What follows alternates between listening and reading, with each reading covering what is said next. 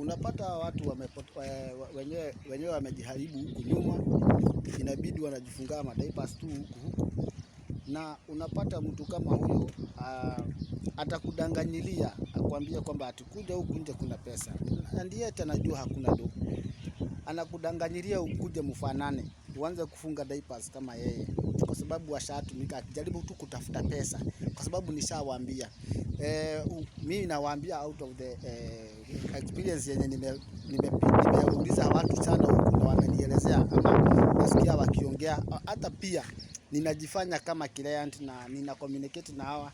Unapata mtu amekwambia itadepend na wewe, mbele ni 50 nyuma ni 100, kwa sababu wanajua yeye ako after pesa.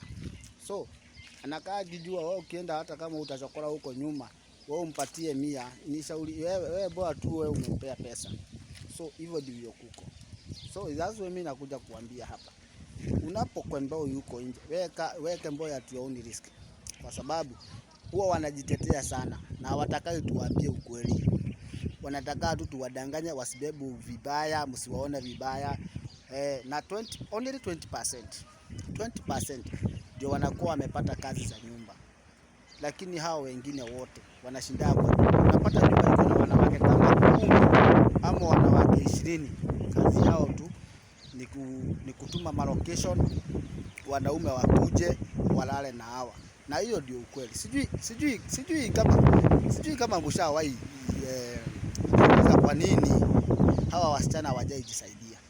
Unapata mtu amekaa miaka 10 hajaienda kwao, kwa sababu ile pesa anamalisha Kemboi, alafu anaaibu hata ya kwenda nyumbani, kwa sababu ataendea watu yao waji, na akiwa nafungwa diaper ataenda kuambia aje. Mtu kama choo ikitaka kutoka imetoka tu, akitaka kujisaidia hana break. So wamejaa huku na ile kitu, hata hiyo mambo na diapers hata sidanili nayo sana. Kama wewe mwenye ambao hujawahi Kemboi, kukuambia hivi, don't try this, usiwahi Kemboi, hakuna kazi. Na ukitoka nje, wewe be ready kuenda kuwa ukifanya hiyo kazi ya ukahaba, ya kujiuza ndio uweze kupata pesa. Na let me tell you, katikati ya mwezi hawanaga pesa. Katikati ya mwezi ni mahali hata ukiwa na 20-30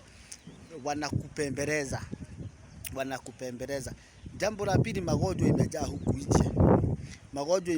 huku nje.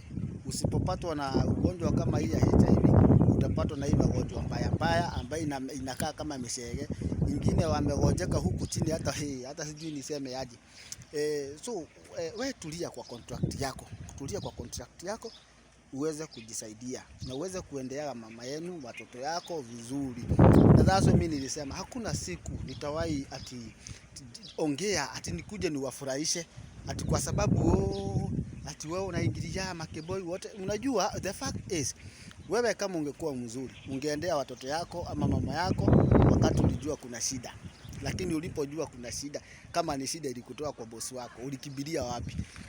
Haukwenda polisi, haukwenda embassy, haukutafuta agent wako, wewe ulipigia Kemboi, ulishikanisha na magaidi. Yet you know, hawa ni majangili, hawa ni malaya wa huko nje, wako kinyume na sheria, hawana kazi zao. Na that's why nimewaambia connection inakuwa kidogo sana ya wale ambao wataweza kupata kazi za nyumba.